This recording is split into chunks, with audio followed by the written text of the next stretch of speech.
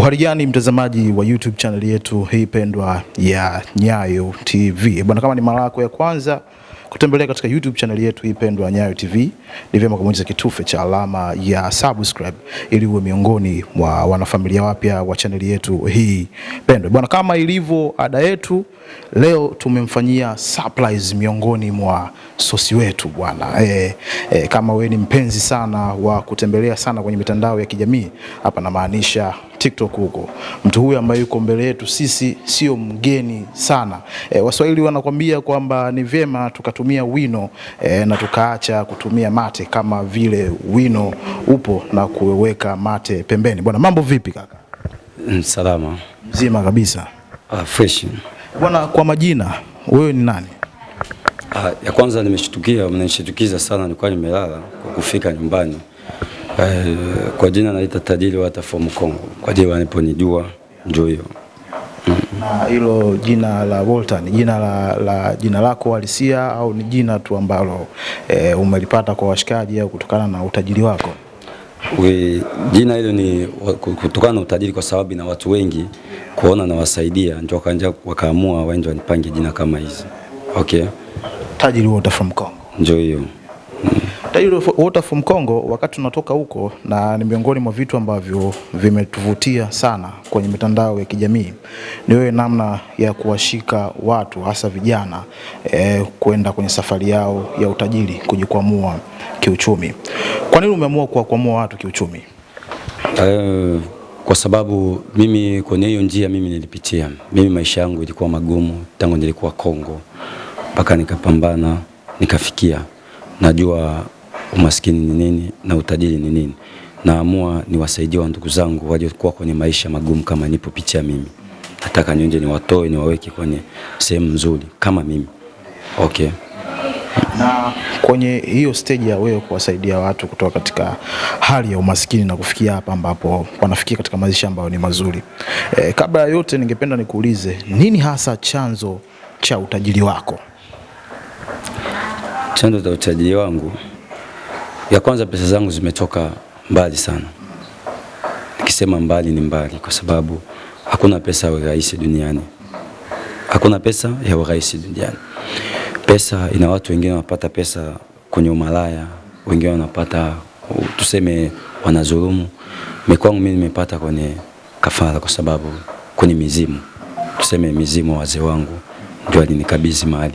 Pia ya kwanza, ukikuwa na pesa, ya kwanza ukuwe na huruma kusaidia watu, na pia usitese mtu kwa sababu na pesa. Ndio naona mimi naamua kuwatosha watu kwenye hiyo maisha magumu wakuje kwenye maisha mazuri kama sisi. Kwa sababu mimi ni mtu wa kwanza kwenye familia kuanza kumiliki magari na manyumba. Hata Kongo, mimi sasa niko Tanzania, nikifika Kongo ni mtu naheshimiwa sana. Ndio hiyo. Okay. Kwa kifupi, wewe katika familia yako ni miongoni mwa watu ambao wamevunja ile cheni ya umasikini na kuendea utajiri. Mimi ni mtu wa kwanza. Tuseme mimi kwenye familia, mimi wa kwanza. Hili swala wanalizungumziaje kwenye familia, wewe kuwa tajiri peke yako na utajiri wako wanajua kwamba utajiri wako umetokana na mizimu na kafara? Wanaijua. Sisi wanaijua maisha yangu nafanya kafara, na kwa sababu nikienda nasaidia watu, pia nachinja wanyama, nafanya mikafara sana kubwa sana. Ndio naona wanaijua, kutoka hakuna mtu anayejua, kwa sababu mimi sifiche kitu. Pesa zangu zimetoka kwenye mizimu. Wananikabidhi, ndio naamua niwatoshe watu kwenye hiyo maisha. Watu wengi hawajui. Na watu wengine wazazani kupata hela ni kuwa baba, mama, familia bila kuoa. Mimi wazazi wangu wangali, baba, mama, familia nzima pia wangali. Pia na mtoto wangu wangali. Hakuna, mimi sijaoa mtu yote. Hapo unapokuja kuniambia kwamba swala la mizimu hapo, watu wengi hasa vijana kwenye issue ya kuliendea issue ya utajiri wanazungumzia kwamba wanaogopa kujiunga katika hivi vyama ambavyo kwa namna moja au nyingine wanaogopa kutoa kafara. Hii swala la kafara limekaaje? Maana wengine wanasema kwamba hauwezi kuwa tajiri kwa namna moja au nyingine, lazima umtoe baba au mama yako kafara au mtoto wako kafara ili uweze kuwa tajiri. Hili limekaaje tajiri wote? Hili swala kafara ina watu wengi hawajui kafara ni nini. Kafara ya kwanza ni wewe peke kwanza kupambana. Tuseme moyo wako kufurahia kile kitu. Ya kwanza ni kafara kwa sababu moyo wako inatuma kile kitu unataka kuifanya. Mtu wote alipotoa kafara ya kuwa mtu wazazi, yeye hadumu duniani. Sisi kitu cha kwanza tunatoa kafara wanyama. Damu ni damu. Ikuwe damu ya nyama, ikuwe ya mtu, yote ni nyekundu. Hakuna damu ya nyeupe duniani. Na kafara, kuna kafara. Ina watu wengine kweli wanatoa kafara kwa ajili ya kuua, kwa ajili ya kutoa baba yao, mama yao, ndugu zao, rafiki. Mimi sifanye hiyo ujinga. Mimi nafanya kafara wanyama. Njoo naona muda mwingine naweza nikakuwa naamua naenda sehemu nachinja nyama, ng'ombe, mbuzi, ngamia. Hiyo ndio kafara zangu. Ndio ninapoifanya. Ndio ninaamua kuambia watu niwaoneshe njia namna gani ya kutoa kwenye hiyo njia, wakuje kwenye njia nzuri. Okay. Kwa hiyo hawa watu ambao wanatoa kafara binadamu wanakosea kwa namna moja au nyingine? Wao wanakosea kwa sababu kwa nini unatesa unaoa mwanadamu? Na mali ile hadumu nao. Ndio hiyo mpotoa hivi kwa sababu kafara sio hivi. Kafara ni kutoa nyama, sio unaoa mtu. Sasa unaoa mtu kwa shida gani? Mali yako utakula na nani? Wakasema unatoa watu. Maliza watu wote duniani. Kama wewe sasa ile mali yako utaishi na namna gani? Sisi tunaamua kufanya jambo kwa kwenda kutoa nyama kwa sababu nyama watu wengi wanaweza kusoka kwa sababu ya nyama. Kiswahili ni ngumu kidogo, wengi wataelewa. Hiyo nyama tunapotoa kwa sababu unajua wakati na mtu ukishafanya hiyo waita kafara. Ukishafanya kafara ni nini? Kafara inaleta ya kwanza nguvu kwenye mizimu ya kwenda kukupa hiyo, unaweza kusema hiyo damu. Hiyo damu ndio tunawapa wazee wetu. Ukishachinja unachukua damu, unaenda unawapa wazee, wanakubali tu hiyo. Miaka wetu atuwe mtu. Na ukishatoa hizo kafara, ukishamaliza kutoa kafara, hizo hela unazipataje? Kwamba unazikuta ndani kwenye chumba au unaenda kwenye mti, unazipataje hizo hela? Haya, pesa zipo, mizimu yetu inaenda kuichukua na niletea. Na kitu ninapoifanya mizimu anaileta. Sehemu upo nyumbani. Hata ukikuwa Kongo naweza kukubebea kufikia Kongo. Na hii swala la kafara kwa unatoa kwa mwezi, kwa mwaka au unakuwa unatoa kwa kipindi gani? Mimi nimegawa na utajiri kwa saizi nakuwa kwenye miaka. Mbele nilikuwa kwenye miezi, saizi nakuwa kwenye miaka, kisa miaka 5. Muda mwingine naweza nikaamua tunalaamka nasema chinja mbuzi, naleta kwa kufurahisha wazee wangu. Nikaamua ile ni kafara kabisa. Ni mwaka 5 naenda kufanya ile kafara. Okay. Taji wewe utakufa Mkongo. Wewe ni kijana mdogo sana. Ni kitu gani kigumu sana kwako ambapo sasa hivi unakumbana nacho? Kwa wewe ni kijana na una hela nyingi sana. Ni kitu gani kigumu sana unajutia wewe cha kuwa pindi ambapo una hela nyingi sana wakati uko kijana? Kitu gani ambacho unajutia? Mimi hakuna kitu kigumu sana ipo kwa sababu nina hela. Kwa sababu ukikuwa na hela kitu yote kirahisi. Kwa sababu mimi naweza nikikaa naamka sasa nasema naenda Ulaya, naenda Kongo, naenda Kenya, naenda Zambia. Kwa sababu sina stress yote ya hela. Kwa sababu maisha yangu nina hela, sina stress yote. Mimi maisha yangu tu, maisha yangu magumu nawaza leo nitaenda nchi gani. Ndio maisha yangu magumu. Ube nitatembelea gari gani nikitoka. Ndio maisha yangu magumu. Sasa ile ni maisha magumu, ile maisha nzuri tu. Ndio hivyo. Kwa hauna chochote ambacho unajutia wewe kuwa na hela? Sina yoyote kwa sababu nina hela, sina maisha tuseme maisha yangu nalala nzuri, naamka mzuri. Ina watu wengi wanawapa utajiri wanakuambia utalala na nyoka. Utalala chini, una kitanda vizuri unalala chini, ukula mafi. Kwa wengine wanakupatia punja ya miinti ndani ya miaka. Sasa mimi hiyo hatufanyi. Sisi ni kurespect tu muda ya kafara. Wanakuambia kafara kama tarehe 30 mwezi wa 9, hiyo muda inabidi uifanye walipokuambia. Pale ukikosea pale ni wewe. Ndio. Na ni madhara gani ambayo yanatokea pindi pale hujafuata masharti au hujafuata zile deadline za kutoa kafara? Hiyo pale ni wewe utaona kwa sababu na kitu gani wazee wanaweza kukupatia kwa sababu wanaweza kuchukua mali zao. Kama baada ya kwenda kurespect kila kitu kwa sababu wewe leo sehemu unapata leo tuseme kisamvu, nyama, unabidi huheshimu pia na ujue naipata ina namna gani, itabidi nifanye 1 2 3 ndio nipate. Kama ukuifanya hata biashara, mtu anaweza kufanya biashara, unaweza kupata na unasema unauza nyama, kama hiyo nyama fridge wanakutia, inabidi ikilala utia kwenye fridge, kama ukuweka ina muda inaharibika. sawa, ndio na muda wakakwambia ile muda walipofanya, inatakiwa uwezi kwenda kurespect ile muda, utimize vitu kwa wakati ambapo wazee wanakuelekeza kwa haraka sana, inabidi ufanye kwa sababu una stress. Wewe unaweza kusema leo niko hata uko wapi, inabidi ujue muda inapoenea. Lakini wanakwambia kwamba utajiri una mambo mengi sana, hata kama ukiambiwa uchukue shilingi kila siku kaitupe baharini, kuna siku muda utaukosa tajiri. Pale huyo ni mpumbavu tu, kwa sababu mtu kama mimi siwezi, kwa sababu leo na miaka 7, leo nina mizimu wangu, nina pesa, nina manyumba, nina magari, tuseme naishi maisha yangu tu nzuri. Ili tajiri wote uweze kuwa na mizimu, uwe karibu na mizimu, unatakiwa ufuate utaratibu gani ili uweze kuwa karibu na mizimu? Inabidi ufuate utaratibu ile walipokuelekeza. Ukishapata pesa wanakuelekeza taratibu yao. Na katika haya maisha kwanza tajiri wote umeoa wewe? Mimi bado. Maana naambiwa kwamba ukishakuwa na hela wanawake wanasumbua sana, ila shemeji yupo. Shemeki zipo, mesijaoa. Nilikuwa mwanamke mbele, si unajua wanawake. Okay, mimi na watu wananitaka, ina wanawake sana wananitaka. Mimi na mwanamke mmoja tu, na muda sio mrefu tunataka kufunga ndoa, tunafuata utaratibu. Okay. Lakini kwenye jambo hilo la ndoa, tunaona matajiri wengi duniani wanaanguka, hasa wakijihusisha kwenye ndoa. Hauogopi tajiri wote from Kongo kuanguka kwenda kwenye dimbwi la umaskini kwa sababu ya ndoa? Huyo hawezi kunyangusha. Akinyangusha anaondoka tu. Wanawake yuko wengi. Mimi najua yule hawezi kunyangusha. Ataheshimu tu, kwa sababu anajua nini ninapoifanya, na anajua mimi ni nani, pesa yangu zimetoka wapi, yote anajua, na ataheshimu tu. Okay. Nimepita hapo nje hapo, nimeona parking ya magari. Magari namna alivyo mengi.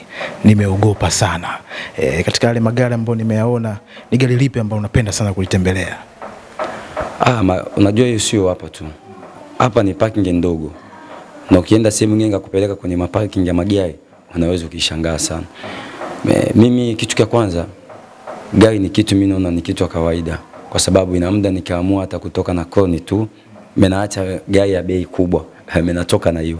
Sio kama staki, hapana, naitaka kutembelea hiyo tu, kwa sababu kana paso, kwa sababu mtu asinikadiri huyo ni nani.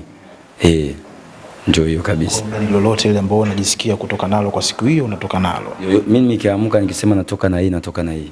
Yoyote itakutwa natoka nalo. Jamii inanufaika vipi na utajiri wako? Nani? Jamii, watu waliokuzunguka. Wote waliponizunguka, mtu yote, kwa sababu mimi siishi na maskini, naishi na watajiri. Ni hata watu wote waliponizunguka, wote pia ni watajiri. Pia nawaonesha njia mafanikio. Mimi sio mtu mmoja, ukiangalia kwenye nini yangu ina watu wengi sana wanafanikiwa kutokana na mimi, kwa sababu naonesha njia sahihi ya kupita. Ndio hiyo. Hapo kwenye kuonyesha watu njia sahihi ya kupita, kuna kipindi fulani nilitembea kwenye social media zako, nikaona kwamba una plan ya kwenda kuwatembelea watoto yatima na kutumia muda nao pamoja. Hili limekaaje tajiri wote? Okay, nilikuwa na muda tarehe 5 nifike huku, kutokana na ratiba ya watu wengine watafika huku. Nilifika huku kwa sababu hakuna sehemu yote inabidi kwenda na utaratibu ya sehemu unapoenjea. Mimi nilikuwa haraka kwa kutangaza, bado sijaifikia huku. Wakati nilifika wakaniambia ina watu tutawapokea hapo tarehe 5. Sasa kama wewe inabidi kuje tarehe 10. Mimi nikawaambia tarehe 10 natakiwa nisafiri, na ina sehemu nataka niende. Nikawaambia nitakuja tarehe, nikitoka huko na wapatia taratibu ya siku naenda kuifikia huko, kwa sababu sehemu napoenda inapili kule pia na watembea pia watoto yatima vingine. Mimi sio Tanzania nitaleta siku natoka nje ya nchi. Okay. Kwa issue ya Bongo hapa ya kuona watu yatima kwa sasa hivi, kwa siku ambayo ulikuwa umeitangaza, itasimama kwa muda kidogo. Inasimama sio kutokana na mimi, kwa sababu hela zipo. Kwa sababu hapa nipo, naweza nikisema hela zipo, sio kama naweza nikakosa. Hata hizi hela zipo. Sasa kitu kikubwa na utaratibu ya sehemu tunapoenda, kwa sababu kila sehemu ina utaratibu wao. Kule wana utaratibu wao, ndio nimefuata, kwa sababu hata ukikuja kwangu kupata utajiri inabidi ufuate utaratibu unapofikia hapo. Kuna kile chama ambacho muda mrefu nimekusikia ukizungumza, kinaitwaje kile? MP Man Family. Ili uweze kuwa member wa MP Man Family, inatakiwa ufuate taratibu zipi ili uweze kuwa member wa MP Man Family? Ya kwanza inatakiwa uweze kujiunga kwa kujua huyu kusili hasa anaingia. Inabidi uilipie kwa kujua kweli uko serious, sio kama hela imekosa. Ube kama hela yako ndio iweze kusaidia kitu. Na hela unaweza kuidipia muda mwingine, naweza nikitoka hata nje naweza kumpa mtu. Mimi natakiwa tujue huyu mtu yuko serious kwa kitu anapoifanya. Ndio hiyo. Natakiwa uidipie. Kwa swala la ukakamavu, swala la ujasiri, swala nini hilo nini. Lakini kitu ambacho cha kwanza kinachohitajika ujulikane kwamba dhamira yako ni nini. Ndio hiyo. Kwa sababu sisi umaskini tunaikataa. Mimi nilifanya kazi yote. Mimi nyonga baskeli, boda. Tuseme kazi mengi sana nilipoifanya. Na leo ukifuata kwenye familia, mimi ni wa kwanza. Hata vijijini kwetu, sehemu nilipotokea, mkoani kwetu, tuseme mimi ni wa kwanza. Hakuna mtu yote ameponipita mimi na hela. Sawa. Kuna jambo gani ambalo tukienda kumaliza, kuna jambo gani ambalo sijakuuliza na ungependa uwaambie Watanzania? Naweza kuambia Watanzania, sio Watanzania, Afrika, Kongo, Kenya, Zambia, wapi. Umaskini kitu kigumu sana. Kwa sababu ukikuwa umaskini hauwezi kwenda popote, na mtu yote duniani hawezi kukuheshimu kwa sababu una hela. Leo mimi niko Tanzania, jambo lote kitokea Kongo, familia, mtu amekufa, ninaweza nikisema huyo mtu ule mumweke huku kwetu tunaita morgue. Usijue kwa naita sehemu ya baridi. Mcho na Kongo naita morgue. Naweza nikisema kwenye amwaweki hapa hata miaka 5 wataweka kwa sababu hakuna mtu yote. Na nikifika hata ukikuwa mkubwa, nikisema nikifika kama uko kwenye kitchen na bio nipishi, sema nikae kwa sababu hela. Mtu asikudanganye, hela ni mkubwa. Mtu asikudanganye hela sio mkubwa, hapana. Ukubwa ni ya kuzalika. Unazalika kitu duniani, ile ya ukubwa ya kuzalika ni hiyo, sio kitu. Ukubwa zaidi ni pesa. Kwa sababu ukikuwa na pesa unaweza kufanya kila kitu yoyote duniani, hakuna mtu anaweza kupinga kwa sababu una hela. Kwa sababu leo naweza nikisema leo Kongo kwetu naheshimika, watu wanaheshimu. Shida ikitoka naweza nikisema wanisubirie mpaka miaka naweza kufika. Na wanaheshimu. Pesa inaongea. Pesa inaongea. Mtu asikwambie pesa iongee, pesa inaongea. Okay. Sehemu yoyote pale unayo. Pesa inaongea. Hakuna chochote kinachozuia. Pesa, kila kitu yote ni pesa. Tuseme hakuna kitu ya kupita pesa duniani. Kuna sehemu nyingine unaweza ukisema hawakujui. Unaweza ukisema ukipita hapo ina watu. Tuseme unadhani hapa wanijui. Ina watu wanakujua hauna hela. Hata kujua namna gani. Leo naweza nikisema kwetu nikifika wakati ilikuwa na wengine wananijua. Sikujua kama wananijua. Siku nimepata leo kila mtu Kongo, mimi yule jamaa namjua kabisa. Nilisoma naye yule. Nilisoma naye, nicheza naye mpira, nilifanya nini? Hata mimi simjui, anasema ananijua. Yote kwa sababu nina pesa. Ningekuwa sina pesa angesema mimi yule jamaa simjui. Paka na wabunge Kongo wanataka wanijue. Anakuwa tafuta ongea na mimi. Sasa mimi nawaza huyu jamaa alikuwa wakati alikuwa mbunge, alikuwa na dharau. Leo tena kusikia mimi napata leo. Anataka anijue, afahamu na mimi. Enjoy. Bwana, leo nilikopo nimemtembelea, nimemfanyia surprise ndugu yangu Tajiri Walter from Congo. Tumezungumza naye vitu vingi sana. Ni tumaini langu umepata madini ya kutosha sana. Bwana, kama ni mara yako ya kwanza kutembelea katika channel yetu hii pendwa, nilikuwa naomba ubonyeze kitufe cha alama ya subscribe hapo chini ili miongoni mwa wanafamilia wapya wa channel yetu hii pendwa. This is Nyayo TV. Thank you for time. Until next time.